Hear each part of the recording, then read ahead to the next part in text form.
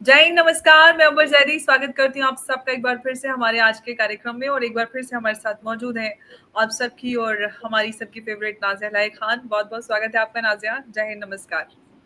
वंदे मातरम, भारत माता की जय। आप सबका स्वागत है और मैं आपकी नाज़िया इलाही खान और फिर से स्वागत करती हूँ और आभारी हूँ कि अंबर जैदी ने मुझे फिर से अपने चैनल पर बुलाया। थोड़ी सी कोशिश की तुम्हारे जैसा बोलने की अंबर। ओएमजी आप खुद बहुत अच्छा बोलते हो आप।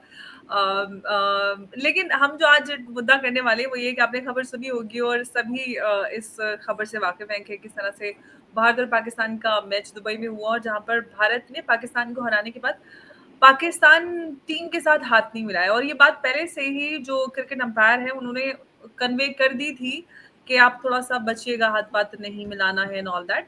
फिर उसके बाद उन्होंने पाकिस्तान टीम ने काफ़ी इंतज़ार भी किया, बट भारतीय टीम ने अपना लॉक लगाया, अपने रूम में गए और बाहर नहीं आए।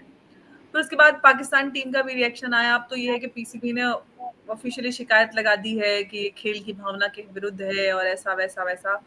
अब तक यहाँ तक बात पहुंचा दी है कि वो कह रहे हैं कि भाई हम इस पूरे सीरीज से आउट हो रहे हैं। तो हार के का जो ठीकरा वो पूरी तरह से ये इस खेल भावना के नाम पर पाकिस्तान क्रिकेट बोर्ड अपनी फजीहत करने पे लगा हुआ है या अपनी इज्जत छुपाने पे लगा हुआ है? कैसे देख रहे हैं आप इस पूरे उसको? क्योंकि कोई मुद्दा मसला ही नहीं है। अब आपके साथ हम हमारा ट्रेड नहीं है, कुछ नहीं है, लेकिन आपको हाथ नहीं मिलाने से इतना बड़ा अफसोस लगा हुआ है। क्या, कैसे देख रही हैं आप इस चीज को? अमर, मुझे ऐसा लगता है कि भारत को पाकिस्तान के साथ खेलना ही नहीं चाहिए था। मुझे ऐसा लगता है 4 पैसों की कमाई के लिए पाकिस्तान ज़रूर इस अपॉर्चुनिटी को नहीं खोता। और जिस हिसाब से थोड़ी-सी चीप पब्लिसिटी, थोड़ा इनका अ, जो दावत-ए इस्लाम का जो नेचर होता है ग्राउंड पर, क्योंकि इससे पहले भी जितने भी पूर्व खिलाड़ी रह चुके हैं पाकिस्तान के, उन्होंने ग्राउंड पर भी बड़े-बड़े दूसरे देशों के और भारत देश के क्रिकेट प्लेयर को उन्होंने दावत-ए इस्लाम किया है और इस्लाम की खूबसूरती बता कर के, इस्लाम के फ़ायदे और मुफ़ाद बता कर के उनको इस्लाम में कन्वर्ट करने की कोशिश की है। तो एक और दावत इस्लाम की अपॉर्चुनिटी उनको मिली और ग्राउंड भी कहाँ का था, दुबई का था, भाई इस्लामिक देश का था।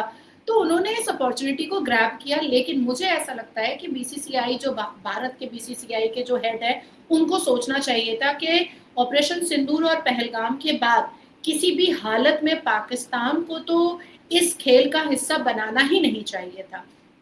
मतलब हम रोज़ाना टीवी चैनलों पर बैठ करके, पाकिस्तान के चैनल पर और दूसरे-दूसरे देशों के चैनल पर बैठ करके, भारत देश के चैनल पर बैठ करके, पाकिस्तान के नेता, मंत्री और पाकिस्तान के प्रवक्ताओं को उनकी औकात याद दिलाते हैं, उनकी कमियाँ उनको बताते हैं, उनकी बेहूदगी और बदतमीज़ी उनको बताते हैं। और हमारे बीसीसीआई जो है वो तुरंत उसको पाकिस्तान को टीम में ले लेते हैं और उसके बाद मैच भी खिलवा देते हैं। सिर्फ हाथ नहीं मिलाने से क्या देश की जनता और वो 26 लोग जिनके जिनके सुहाग उजड़ गए और वो तमाम भारत की सेना जो ऑपरेशन सिंदूर में जिन्होंने अपनी छाती पर गोली खाई, वो सब खुश हो गए कि हमारे खिलाड़ियों ने हाथ नहीं मिलाया। ये खुशी हो गई, मुझे तो नहीं हुई। और टू बी वेरी फ्रैंक अंबर, के मैंने इस बार क्या का क्रिकेट देखा ही नहीं। हाँ, लास्ट टाइम जब इंडिया पाकिस्तान के जितने भी मैच हो रहे थे, मैं पाकिस्तान के चैनल पर बैठ करके उनके मुंह पर कालिख पोत रही थी, क्योंकि बार बार पाकिस्तान हार रहा था। मुझे बहुत इंटरेस्ट आ रहा था और बचपन से मुझे क्रिकेट में बहुत शौक, रुचि रही है। और फुटबॉल में मैं खुद फुटबॉल बहुत अच्छा खेलती हूँ, बहुत अच्छा। इवन मैं अपने बेटे के साथ फुटबॉल में ग्राउंड पर जब उतरती हूँ, तो लोग कहते हैं कि नाज़िया जी, आपको इसको भी पार्ट ऑफ जॉब रखना चाहिए, बिकॉज़ आपका एक अच्छा अनुभव है फुटबॉल में। तो क्या बात है। ये 2 चीज़ें स्पोर्ट्स में मैं कभी नहीं छोड़ती हूँ। लेकिन इस बार मैंने मतलब हाइलाइट्स भी नहीं देखे, टॉस भी नहीं देखा मैंने। मुझे नहीं देखना था। मैंने मैंने मतलब स्कोर की तरफ भी मेरा दिमाग नहीं गया। भारत हारता, जीतता, पाकिस्तान हारता, जीतता, मुझे भाड़ में जाए, मुझे कोई मतलब नहीं था। क्योंकि ऑपरेशन सिंदूर और पहलगाम के बाद जो एक नफ़रत पहले से बचपन से थी पाकिस्तान के लिए, वो दोबाला हो चुकी थी। वो कहीं मतलब 7वें आसमान को टच कर चुकी थी। तो मुझे टू बी वेरी फ्रैंक और बहुत ही क्रिस्टल क्लियर अंबर, मुझे तो ये बेवकूफ बनाने का एक जरिया लग रहा है कि क्रिकेट के दुनिया को भी सोचना चाहिए कि ये नहीं होना चाहिए था। अब आते हैं आपके मुद्दे पर। देखिए, पाकिस्तान को पता था कि उनके जो लल्लू पंजू आएंगे और गधों का व्यापार पाकिस्तान करता है, गधे का दूध का भी व्यापार करता है, उसी गधेड़ी के दूध को पी भी लेता है, और वैसा ही गधे जैसा ढहचू ढहचू दिमाग भी उन लोगों का है। तो ये उनको पता था कि वो हारेंगे, उनको हारना है, ये उनको पता था। क्योंकि हमारे यहाँ या अन्य देशों में जो प्लेयर्स को ट्रेंड किया जाता है वो बड़े ग्राउंड पर ट्रेंड किया जाता है, और पाकिस्तान में जो प्लेयर को ट्रेंड किया जाता है वो 26 इंच की टीवी पर ट्रेंड किया जाता है। क्योंकि पाकिस्तान के पास इतना पैसा ही नहीं है कि वो कोच को बुलवाएं और इतना खर्च करें और वो ग्राउंड पर उतार करके वो अपने प्लेयर को ट्रेंड करें। नहीं, 26 इंच की एक टीवी होती है जिस पर विदेश में बैठा हुआ एक कोच उनको बताता है कि ऐसे ऐसे आपको खेलना है, और एनिमेटेड प्लेयर से वो लोग पूरे पूरे 26 इंच के टीवी पर पूरे ग्राउंड पर प्लेयर को सजाया जाता है और उनको समझाया जाता है। तो आप सोचो कि 26 इंच के टीवी पर जो सीख करके आ रहा है और जो बड़े बड़े ग्राउंड पर ट्रेनिंग ले रहा है, तो ये तो बाय डिफॉल्ट था कि वो हारेगा और आने वाले मैचेस में वो हारेगा। तो उनको एक पॉइंट मिल गया। अब डूबते हुए वो तिनके का सहारा अगर मिल जाए तो वो तिनका तो वो पकड़ेगा ना, वो भले ही झाड़ू का तिनका हो, लेकिन वो तो पकड़ेगा ना कि भैया मेरे को सहारा मिल गया। अरे देखो देखो, भारत के प्लेयर ने मेरे से हाथ नहीं मिलाया, अब तो मैं मैच ही नहीं खेलूंगा। अरे मत खेल, तू इतना बेशर्म है, तुझे तो आना ही नहीं चाहिए था खेलने के लिए, तुझे तो पार्टिसिपेट ही नहीं करना चाहिए था। लेकिन आ गया, खेल लिया, हार लिया, और उसके बाद फिर झाड़ू के तिनके का सहारा भी ले लिया और निकलने को भी तैयार हो गया। लास्ट टाइम मैंने और आपने भी शो किया था अंबर, जब इंडिया पाकिस्तान का मैच होता था तो जिस हिसाब से वो खाते थे, नूडल्स को वो लोग हाथ से खाते थे, बिरयानी और किस क्या क्या फुल जहाँ जाते खाने ऑर्डर करते, लेविश मतलब। हाँ, नूडल्स मेरे पास वो वीडियो अभी भी है कि वो नूडल्स हाथ से खा रहे हैं, उनको चॉपस्टिक यूज नहीं करना आता है, वो मोमोज जो है वो हाथ से खा रहे हैं, वो रोटी को कटलरी से तोड़ने की कोशिश कर रहे हैं अपने इमेज को बचाने के लिए। तो उनकी जहालत जो है वो मतलब पूरी दुनिया में मशहूर है। तो अच्छा ही हुआ कि एक सहारा लेकर के वो निकल रहे हैं, बेटर फॉर देम एक्चुअली। लेकिन सवाल ये है कि आप कहते हो पाकिस्तान के अगर पॉइंट ऑफ व्यू से बात किया जाए, पाकिस्तान भारत के साथ पाकिस्तान ट्रेड नहीं करता। भारत ने तो उसको मोस्ट फेवर्ड नेशन का दर्जा दिया हुआ था, और आपको हाथ ना मिलाने की इतनी तकलीफ है, वो मसला जो आवाम से जुड़ा हुआ है। अगर आप ट्रेड करेंगे भारत से, हालांकि हमें पाकिस्तान के साथ ट्रेड की कोई जरूरत नहीं है, हमारे साथ दुनिया भर ट्रेड के लिए तैयार है। सवाल ये है कि आप जो चीज़ आवाम के से फ़ायदे से जुड़ी हुई है, जहाँ पर आवाम का फ़ायदा है, ट्रेड अगर आप करेंगे, लोगों को सस्ती चीज़ें मिलेंगी, चीज़ें मुहैया होंगी, वो तो आपने करनी नहीं है। लेकिन हाथ ना मिलाने का इतना बड़ा मसला पाकिस्तान क्यों बना रहा है कि भई हमें के ये तो बहुत गलत कर दिया, ये खेल भावना के विरुद्ध है, हम क्रिकेट नहीं खेलेंगे, ये गलत हो गया, आप तो ऐसे हैं, पॉलिटिक्स कर रहे हैं। पूरी टीम के पीछे पूरा पाकिस्तान पागल हो गया है। इतना क्या पागलपन है हाथ ना मिलाने का? नहीं मिलाया हाथ, हमें नहीं मिलाना आपसे हाथ। आप हार के बाद तो अपने घर जाओ। देखिए, इन लोगों से तो ऐसे भी हाथ नहीं मिलाना चाहिए, क्योंकि इन लोगों को जब लड़की नहीं मिलती है तो ये लोग गधेड़ी के साथ भी अपने आप को, अपना डिजायर्स पूरा कर लेते हैं। छोटा छोटा बच्चा के साथ भी अपना डिजायर्स पूरा कर लेते हैं। तो अपने हाथ का ये कितना इस्तेमाल कहाँ कहाँ करते होंगे। तो इसलिए भी इनसे हाइजीन मेंटेन करने के गरज से भी इनसे हाथ तो नहीं मिलाना चाहिए। और मुझे लगता है कि काफी मुसलमानों से हाथ मिलाने की कोई जरूरत नहीं है, नहीं मिलाना चाहिए, क्योंकि इनके दिमाग में जो ठरकबाजी घूमती रहती है, ये पता नहीं कब क्या करते होंगे, चेयर और टेबल पर बैठे रहते होंगे, कुछ कुछ करते रहते होंगे। तो हाथ तो नहीं मिलाना, ये तो हाइजीन के हिसाब से भी ठीक है। दूसरी चीज है कि बायलैटरल ट्रेड और ट्रीटी के रिलेशन एक बराबरी के लोगों से, बराबरी के देश से होता है। ये कब्रिस्तान से नहीं होता है, पगलिस्तान से नहीं होता है, जाहिलिस्तान से नहीं होता है। तो ये जो पाकिस्तान है ये ऑलरेडी कब्रिस्तान बन चुका है। आप सोचो, सिंध प्रोविंस अलग हो रहा है, बलोच अलग ऑलमोस्ट 99% हो चुका है। खैबर पख्तूनख्वा से आवाज आती रहती है कि भाई हम तो अलग होंगे। जैसे ही आप देखना बलोच अलग हो जाएगा, सिंध और खैबर पख्तूनख्वा भी अपने आप को अलग कर लेगा। ये एकदम एकदम लिखित है अंबर। ये होना ही है। दूसरी चीज आप देखो, पाकिस्तान नॉमिनल जीडीपी आप देख लो, एस्टिमेटेड कितना है, 393.13 बिलियन है। उसके बाद फिर आप देखो पर जीडीपी पर कैपिटा कितना आ रहा है, 1.828 आ रहा है। उसके बाद नॉमिनल कितना आ रहा है, 6.955 पीपीपी इन 2025 आ रहा है।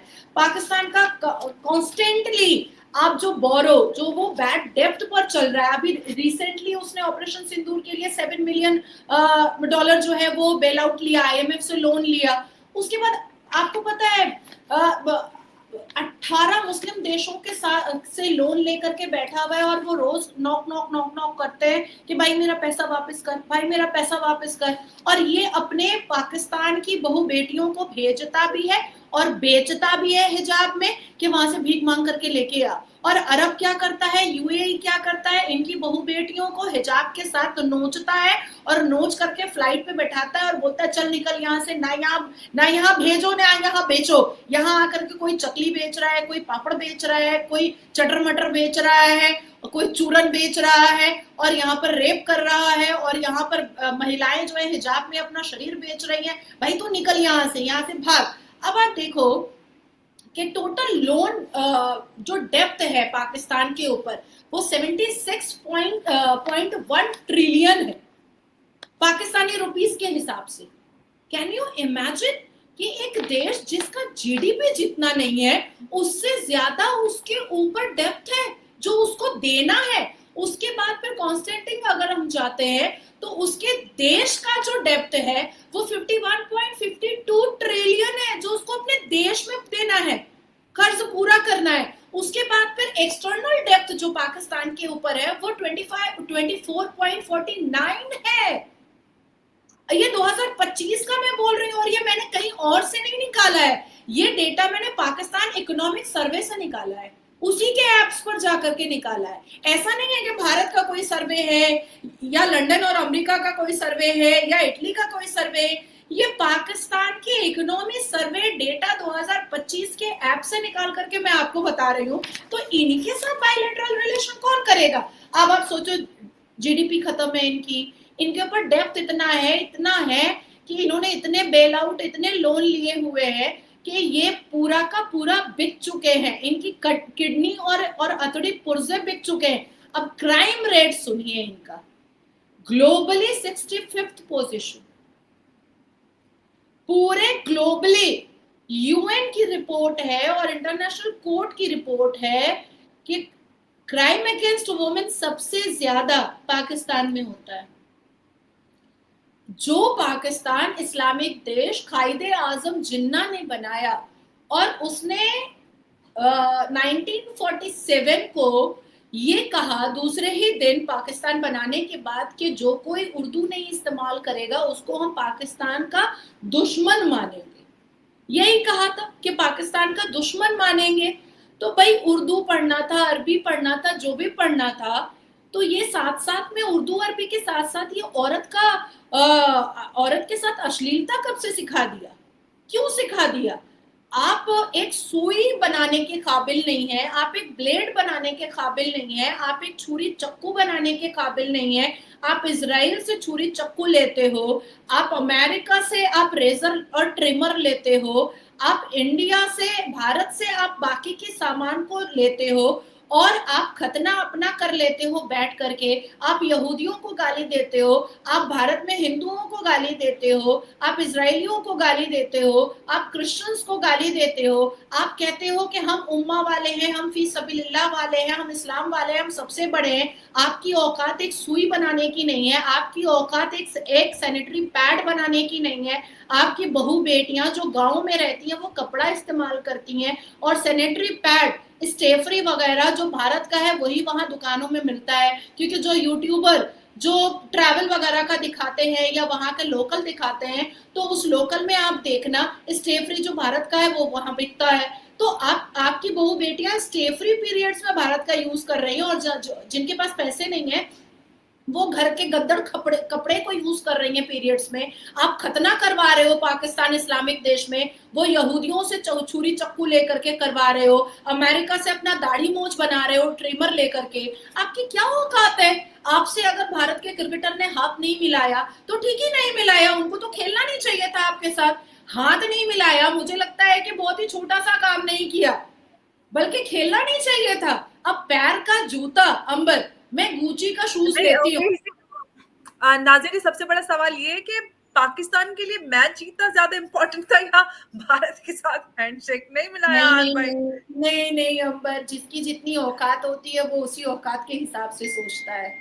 अब देखो, कुत्ते के भीड़ में कुत्ता रहता है, शेर के भीड़ में शेर रहता है, अकलमंद के भीड़ में अकलमंद रहता है, टुच्चे आवारा लफंगों के बीच में टुच्चा आवारा लफंगा रहता है। आप सोचो कि जो शराब बहुत पीता है उसको हम जैसे लोग पसंद नहीं आएंगे, जो जुआ हुआ खेलता है उसको हम जैसे लोग पसंद नहीं आएंगे। हम 4 घंटे भी साथ में बैठते हैं तो हम इंटेलेक्चुअल बात करते हैं, हम जियो पॉलिटिक्स पर बात करते हैं, हम बड़े बड़े चीजों के बारे में, हम संविधान के बारे में बात करते हैं, हम नए नए कानून और अमेंडमेंट के बारे में बातें करते हैं। लेकिन जो लड़कियां वो रिवीलिंग कपड़े और स्टाइल और अदाओं में रहती हैं वो हमारे साथ नहीं बैठ पाएंगी, क्योंकि हमें कोई मतलब ही नहीं है कि क्या नया फैशन आया है और किस हिसाब से क्लेविश दिखाने हैं, हमें कोई लेना देना नहीं है। तो वो हमारे पास बोर हो जाएंगी, हम उनके पास बोर हो जाएंगे। तो पाकिस्तान के जो क्रिकेट प्लेयर आए उनके लिए ये बहुत बड़ी बात हो गई। वो अपने औकात के हिसाब से सोचे, हम हारे जीते कोई बात नहीं है, मेरे से हाथ क्यों नहीं मिलाया, अरे मेरे से हाथ क्यों नहीं मिलाया। तो ये उनकी औकात है। और वैसे भी उनकी औकात बिल्कुल नहीं है हाथ मिलाने की। इवन मैं तो बार बार कह रही हूँ, still I am stuck with my earlier statement कि उनको उनको ग्राउंड पे उतार करके खेलना नहीं चाहिए था, बिल्कुल नहीं खेलना चाहिए था हमारे भारत के प्लेयर को। बिल्कुल आप सही कह रही हैं नाज़िया, लेकिन ये है कि पाकिस्तान का जो पीसीबी है, cricket board, Pakistan cricket board, वो चल भी रहा है बीसीसीआई की जो कमाई का हिस्सा है, मेजर जो क्रिकेट की कमाई होती है वो बीसीसीआई से होती है और उसी कमाई का हिस्सा पाकिस्तान को भी मिलता है। अगर भारत और पाकिस्तान के बीच मैच जो है उससे भारत पीछे हट जाता तो पाकिस्तान के तो लाले पड़ जाते, जो अभी थोड़ी बहुत रोटी मिल रही है उनको वो भी नहीं मिलती। तो उनको जो भी मिल रहा है भारत के नाम से अभी भी मिल रहा है उनको। लेकिन सवाल ये है कि पाकिस्तान में आतंकी घटनाएं होती हैं तब पाकिस्तान कोई कंप्लेंट रेज नहीं करता। आए दिन मासूम बच्चों को उठाकर उनको अबडक्ट कर कर उनके इज्जत को तार तार किया जाता है, उनका धर्म परिवर्तन कराया जाता है, अधेड़ उनके लोगों के हवाले कर दिया जाता है। ना अदालत सुनती है और ना ही कोई पुलिस सुनती है, घर वालों से बात और मिलने तक नहीं दिया जाता। इस सब को वो लोग देखते हैं, वहां पर कोई कंप्लेंट रेज नहीं होती। जब आप एक दानिश कनेरिया जो अकेला हिंदू क्रिकेटर होता है उसको आप जबरन धर्म परिवर्तन कराने के लिए पूरा सब पीछे लगे रहते हैं और वो अपने अपने उस पर कायम रहते हैं और आज भी वो प्राउडली अपनी चीजों को प्रोपेगेट करते हैं, तब आप कोई कंप्लेंट रेज नहीं करते। तो ये सारी चीजें पाकिस्तान आखिर मतलब मॉरल ग्राउंड तो बिल्कुल पाकिस्तान के पास है ही नहीं, चाहे क्रिकेट टीम की बात करें या चाहे फील्ड मार्शल की बात करें। ए टू जी ऊपर से लेकर नीचे तक सारे एक ही विचारधारा पे चल रहे हैं और ये लोग इंसानियत की और स्पोर्ट्समैनशिप की बात कर रहे हैं। देखिए, ये तो बाय नेचर और बाय डिफॉल्ट इस्लामिक देश पाकिस्तान की रगों में है। और ऐसा नहीं है कि सिर्फ पाकिस्तान की रगों में है, हमारे भारत के कटमुल्लों की रगों में भी है। आप देखिए, हमेशा लकुम दीनकुम वलिय दीन का एक चूरन छोड़ा जाता है। आप अपने धर्म की इज्जत करो, मुझे और अब मुझे अपने धर्म की इज्जत करने दो। लेकिन उसका पहला लाइन कोई नहीं पढ़ के बताता है, कुल या अय्युहल काफिरून, ऐ इस्लाम के मानने वालों कह दो काफिरों से। तो ये जो इस्लामिक लोग हैं, ये इनके नफ्स में बसा हुआ है। ये इनकी जब खुद की गलतियां होती हैं तो ये बिल्ली बन जाते हैं। बिल्ली जब भी दूध पीती है ना, तो आंख बंद करके पीती है और वो ये तसव्वुर करती है, उसको ये इमेजिनेशन होता है कि कोई नहीं देख रहा है, बट एक्चुअली में वो नहीं देख रही होती है। तो उसी तरीके से ये जो जिहादी दिमाग के मानसिकता के जो मुसलमान होते हैं, आतंकी मानसिकता के जो मुसलमान होते हैं, जो कट्टरता के मानसिकता के जो मुसलमान होते हैं, जो जिन्ना के शरिया के फॉलोअर वाले जो मुसलमान होते हैं, जो काटो मारो छीलो वाले मुसलमान होते हैं, जो सलवार उतारो तलवार की नोक पर ऐसे मुसलमान होते हैं, जो सलवार पहनाओ तलवार की नोक पर ऐसे मुसलमान होते हैं।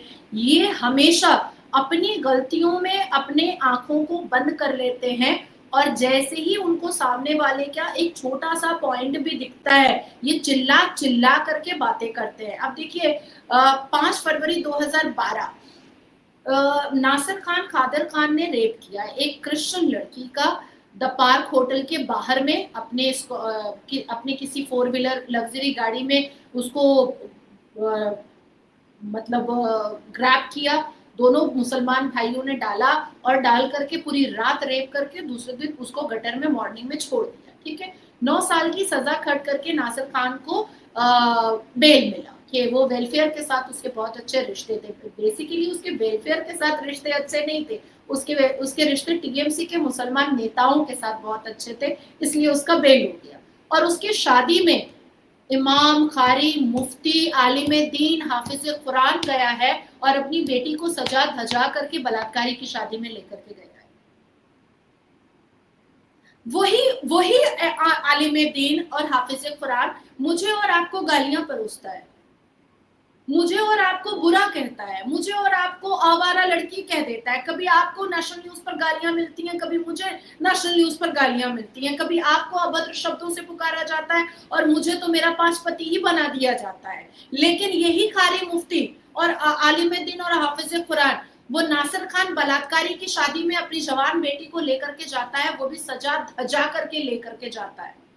तो आप सोचो कि सिर्फ पाकिस्तान में क्योंकि वो इस्लामिक देश है तो वहां पर हिंदू बेटियों के साथ रेप हो रहा है, हिंदू बेटियों को मोलेस्ट किया जा रहा है, धर्म परिवर्तन कराया जा रहा है, शियाओं के मामबाड़े तोड़े जा रहे हैं, वहाबियों की मस्जिदें तोड़ी जा रही हैं, यहूदियों को खत्म कर दिया गया है, अफगानियों की बहु बेटियों को लूट करके उनको वापस कर दिया गया है, वहां पर हिंदुओं को पूरा खत्म करके 1% भी अब नहीं छोड़ा गया है। कोई होली मनाता है तो वहां बेटियों का रेप हो जाता है, कोई डॉक्टर होली मनाता है तो वहां पर ड्राइवर उसकी हत्या कर देता है, कोई प्रोफेसर होली या दिवाली मनाता है तो वहां पर उनकी हत्या हो जाती है, कोई जज पाकिस्तान सुप्रीम कोर्ट का कोई जज अगर शिया को बेल दे देता है तो उस जज का सर तन से जुदा हो जाता है। तो वैसा कुछ छवि तो हमारे भारत में भी है। अब ये इतना शरिया का ऐलान बुलंद करते हैं, इस्लाम का ऐलान बुलंद करते हैं, अभी वक्त पर इन्होंने कितने तमाशे बनाए, जबकि मुझे और आप दोनों को पता था कि जब दोनों महत्वपूर्ण हाउस से बिल पास हो चुका है, कानून बन चुका है, तो सुप्रीम कोर्ट के इंटरवेंशन का कोई सवाल ही नहीं पैदा होता है और सुप्रीम कोर्ट इसमें अपनी कोई टिप्पणी रख ही नहीं सकता है according to constitution of Bharat. लेकिन गया ना और उद्धव मचाया ना, लुंगी डांस हम दोनों ने देखा ना। अब ये जो लुंगी डांस हुआ, अब खुशी किस बात की मनाई जा रही है, समझ में नहीं आ रहा सुप्रीम कोर्ट के इस इंटरव्यू अब के बाद। देखिए इसी मुद्दे पर मैं आ रही थी कि हार कर आ गया अवैसी, इतनी सड़ी हुई गर्मी में शेरवानी पहनता है, मुझे तो उसमें भी हंसी आती है, उसके ऊपर कार्टून जैसा लगता है। तो अभी सारे के सारे हार कर आए हैं, लेकिन मिला क्या उसमें? फिर खुशी मना रहे अपने आप को ऊपर दिखाने के लिए, अपने आप को बड़ा दिखाने के लिए। तो ये बहरूपियां हैं, ये गिरगिट से भी गिरे हुए हैं, गिरगिट भी इनको देखकर शर्मा जाए कि भाई तू तो मेरे से भी ज्यादा जल्दी रंग बदल लेता है, मुझे तो फिर भी समय लगता है, तू तो और भी जल्दी रंग बदलता है। तो गिरगिट भी बेचारा छुप जाए पेड़ों में जाकर के कि भाई अगर कोई मुसलमान पुरुष खड़ा है। तो ये जो अब देखिए वक्त पर चले जाएगा, यूसीसी पर सुप्रीम कोर्ट चला जाएगा, 3 तलाक बैन नहीं होगा उस पर सुप्रीम कोर्ट चला जाएगा, लेकिन इस्लामिक पनिशमेंट लेने के लिए सुप्रीम कोर्ट नहीं जाता है। अफजल गुरु की फांसी ना हो उसके लिए सुप्रीम कोर्ट चला जाता है, लेकिन इस्लामिक पनिशमेंट मांगने के लिए सुप्रीम कोर्ट नहीं जाता है। तो इनका तो हिजाब खुला हुआ है, अब वो चाहे भारत के कुछ मुसलमान हो या पाकिस्तान के प्रत्येक मुसलमान हो, इनका तो बिल्कुल क्रिस्टल क्लियर है। मैंने तो आपको एक आयत में ही बता दिया कि वो जो कुल काफिरून है वो 5 लाइन की कुल है, कुल या अय्युहल काफिरून ला अबुदु मा तअबुदून, लेकिन उसके आखिरी का लाइन सब पढ़ता है लकुम दीनुकुम वलिय दीन, तुम तुम्हारे धर्म की इज्जत करो, मुझे मेरे धर्म की इज्जत करने दो। तो मैंने तो कई बार कई कारियों को और मुफ्तियों को और इस्लामिक स्कॉलर को बोला है ऊपर की लाइन पढ़ो, ऊपर की कुल या अय्युहल काफिरून कौन पढ़ेगा, नीचे की लाइन में तुरंत क्यों आ गए, तुम ऊपर की लाइन पढ़ो ना। तो ये तो अपने अल कुरान में भी चीजों को छुपाते हैं और झूठ बोलते हैं। आप ये सोचो ना अब ये जितने भी इस्लामिक स्कॉलर और दाढ़ी टोपी वाले जो चैनल पर बैठते हैं, इनका बिजनेस क्या है, इनका कारोबार क्या है? आपका काम है कि भाई आप एनजीओ चलाती हैं, आप पढ़ी लिखी हैं, आपका अपना कारोबार है, आपका अपना जॉब है, आप यूट्यूब चैनल चलाती हैं। मैं एक प्रैक्टिसिंग एडवोकेट हूँ, मैं अपना काम करती हूँ, अपना अपना साइड बिजनेस करती हूँ। तो हमारे रोटी रोजी का प्रावधान दुनिया को पता है, हम अपने आईटीआर में जमा करते हैं कि हम इस तरीके से रोटी रोजी कमाते हैं। लेकिन रशीदी कैसे कमाता है, उसका क्या कारोबार है? या बाकी के मुल्ला मौलवी कैसे कमाते हैं, उनका क्या कारोबार है? उनका कारोबार है अंबर जो सब देश को सुनना चाहिए, उनका कारोबार है कुरान की आयत को बेच करके उससे पैसा कमाना। कुरान की आयत ही तो बेचते हैं, कुरान खानी करते हैं उसका पैसा लेते हैं, या नबी सलाम अलैका मिलाद पढ़ते हैं उसका पैसा लेते हैं, खरात पढ़ते हैं उसका पैसा लेते हैं। मुझे कोई बुलाए तो खरात पढ़ने के लिए, मैं तो पूरा पूरा खरात पढ़ती हूँ, तो मुझे किताब भी देखने की जरूरत नहीं पड़ती है। तो मुझे बुलाए ना नात पढ़ने के लिए, मैं भी पढ़ दूंगी, लेकिन मैं पैसे नहीं लूंगी, मैं पैसे नहीं लूंगी। जो रोजे अजल पैमा किए दुनिया में मुसलमान भूल गए, जो काम मुसलमानों के थे वो काम मुसलमान भूल गए। एक दाना खिलाकर शैतान ने आदम को निकाला जन्नत से, एक दाने पे इतनी नादानी अंजामों को मुसलमान भूल गए। तो मुझे बुलाओ ना, क़रात पढ़ने बुलाओ, मिलाद पढ़ने बुलाओ, नात पढ़ने बुलाओ, बुलाओ, मैं पैसे नहीं लूंगी। लेकिन मौलवी मुल्ला को जो बुला रहे हो वो तो अल्लाह का कलाम बेच करके पैसे ले रहा है, एनवेलप ले रहा है, तो इनका यही कारोबार है। अब इनसे कहो कि आप कुरान की आयत बेचते हो और पैसे कमाते हो, तो ये कहेंगे अरे तुम कितनी आवारा औरत हो, सच बोलो तो भी आवारा औरत हो। ये तो सबसे बेस्ट वो होता है, पैंतरा होता है एक बड़ी आवाज को जो सवाल करती है उसको काटने का। उसके चरित्र पे आ जाइए और बस सीधे वो आवाज खत्म। इस ये तो सबसे पुराना पैंतरा है, जहां पर लगे वो आवाज। मेरी और तुम्हारी बहुत मोटी चमड़ी है।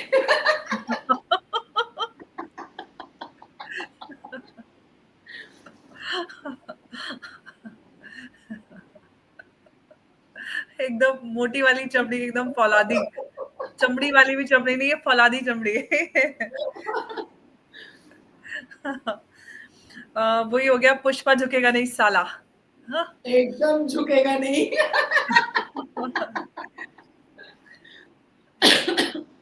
लेकिन वक़्त को लेकर बड़ा अपडेट आया, काफ़ी इस तरह की खुशी और ये सारा कुछ हो गया, उस पे भी हमने बात की। लेकिन पाकिस्तान, अगर हम क्रिकेट की बात करते हैं, पाकिस्तान तो इसको ऐसा लग रहा है जैसे कि मतलब इंतज़ार में बैठे हुए थे। इतना मसला बना दिया उन्होंने, इतना बड़ा मसला बना दिया कि भई जैसे पता नहीं क्या हो गया। इतना तो उन्होंने रोना, हम लोग ऑपरेशन बचपन सिंदूर से भी रोया एक था। कहावत सुनते थे ना, हम लोग बचपन से एक कहावत सुनते थे ना अंबर, नाच ना जाने आंगन टेढ़ा।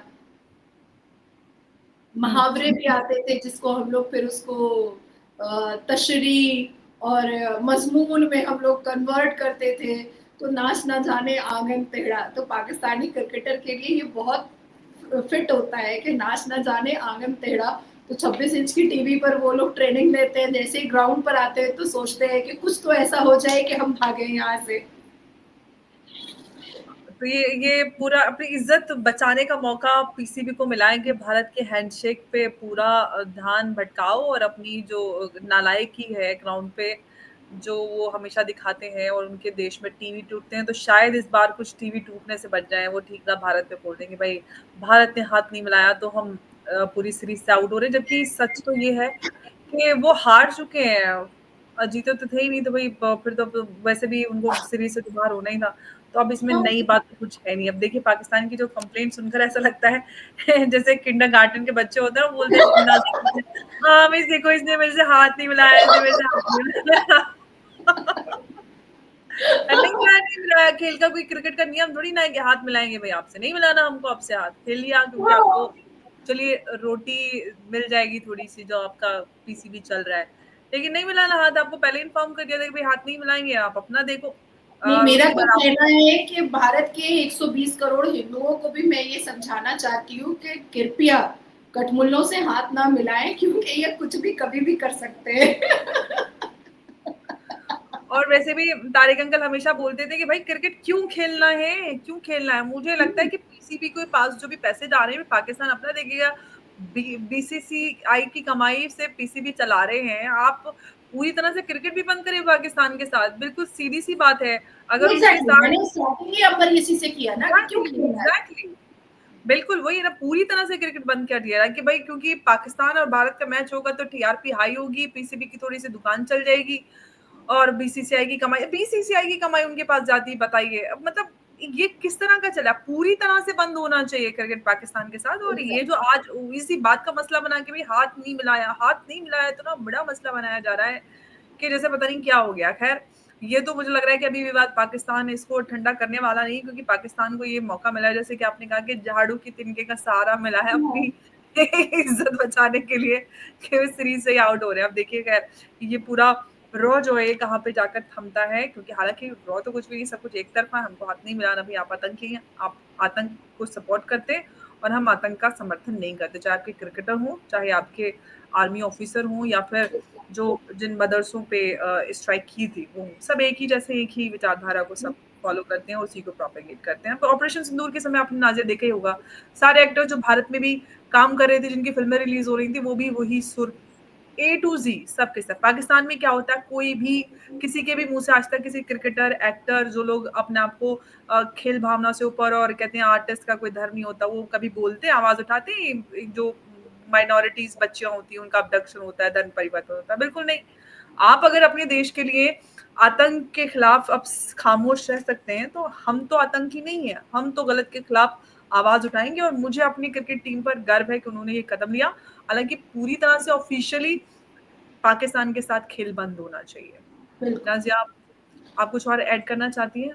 जिससे पहले हम तो मैं तो आज बीसीसीआई को बोलना चाहती हूँ कि ये जो रोटी और बोटी का सिलसिला चल रहा है बीसीसीआई के माध्यम से पाकिस्तानी क्रिकेट एसोसिएशन का, इसको इमीडिएट फुल स्टॉप लगाना चाहिए क्योंकि ये जितने भी पैसे जैसे यूट्यूबर्स जो भी हैं, ये इनके पैसे भी जाते हैं वही टेररिज्म एक्टिविटीज़ के लिए। ये जो भीख माँग करके अलग-अलग देशों से लेकर के जाते हैं पैसा, ये भी वहीं चला जाता है। तो सबसे बेस्ट स्टेप होगा कि बीसीसीआई बिल्कुल बॉयकॉट करे पाकिस्तान को और बाकी देश अगर खिलाना चाहे खिलाए लेकिन बीसीसीआई भारत को बिल्कुल बॉयकॉट कर देना चाहिए पाकिस्तान बिल्कुल। तो यही हम मानते हैं कि पाकिस्तान के साथ किसी भी तरह का खेल का भी रिश्ता किसी भी तरह से और थोड़ा-सा भी नहीं होना चाहिए। कहीं दूसरी जगह पे भी नहीं होना चाहिए। ये प्रोविज़न भी बंद होना चाहिए जो हाइब्रिड मॉडल निकाला हुआ है। बिल्कुल नहीं होना चाहिए।